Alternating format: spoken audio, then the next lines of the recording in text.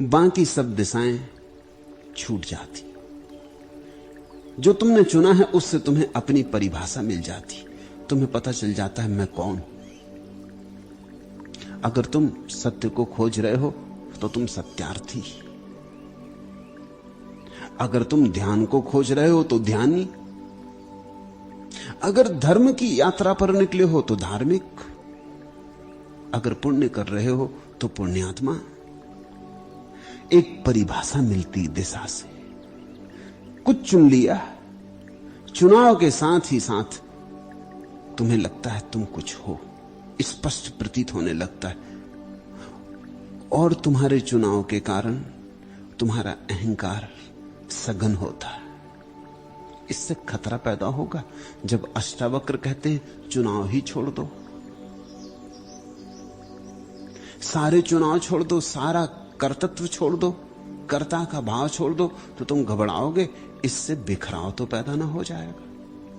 बिखराव पैदा होगा, अहंकार के तल पर निश्चित होगा। क्योंकि अहंकार के तल पर तो बिखराव चाहिए ही।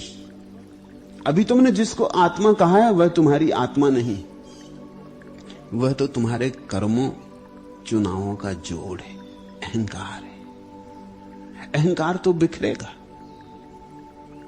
अगर तुम सब दिशाओं में अपने को मुक्त छोड़ दो, स्वच्छंद, वही तो देशना है अष्टावक्र की, स्वच्छंद। मत चुनो, मत भविष्य का विचार करो, मत तय करो कि क्या होना है।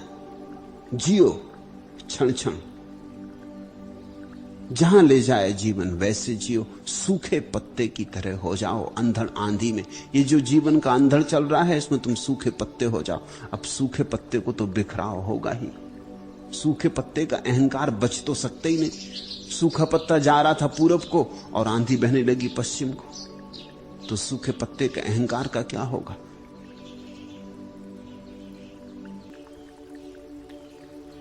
और सूखा पत्ता तड़फेगा, ये तो गलत हो रहा है, जो नहीं चाहिए था वह हो रहा है, मैं कुछ और चाहता था, ये तो असफलता हो रही, ये तो विषाद का क्षण आ गया, तो मैं हार गया। तो अहंकार टूटेगा। और सूखे पत्ते इतने चालाक भी नहीं कि अपने अहंकार को बचाने के लिए नई नई तरकीबें खोजते रहे।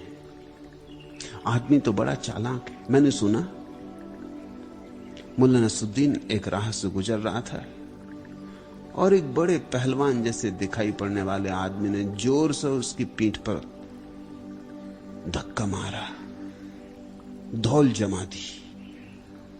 वो चारों खाने चित्त जमीन पर गिर पड़ा। उठ के खड़ा हुआ, बड़ा नाराज था, लेकिन नाराजगी एक क्षण में हवा हो गई। देखा कि पहलवान खड़ा, एक झंझट की बात, फिर भी लेकिन आदमी तो कुशल है, चालाक है। उसने कहा महानुभाव ये आपने मजाक में किया या गंभीरता से? उस पहलवान ने कहा मजाक में नहीं, गंभीरता से किया है। मुल्ला ने कहा फिर ठीक, क्योंकि ऐसी मजाक मुझे पसंद नहीं। अगर गंभीरता से किया फिर कोई हर्जा नहीं, और चल पड़ा। अब झंझट लेनी ठीक नहीं है। इतना बहाना काफी है अपने अहंकार को बचाने को। आदमी चालाक है बहुत। मजा यह है कि अहंकार को तो रोज ही बिखराव के क्षण झेलने पड़ते हैं। तुम गौर करो, तुम कुछ चाहते हो, कुछ होता है, फिर भी तुम समझा लेते हो, कह देते हो दूसरा बेईमान था इसलिए जीत गया, हम ईमानदार थे इसलिए हार गए। अहंकार की हार तुम कभी स्वीकार नहीं करते। तुम कहते हो सारी दुनिया मेरे खिलाफ है इसलिए, अकेला पड़ गया हूं इसलिए, या मैंने पूरा उपाय ही कहां किया था, मैं तो ऐसे ही गैर गंभीरता में ले रहा था। तुम कुछ ना कुछ मार्ग खोज लेते हो और अहंकार को बचा लेते हो।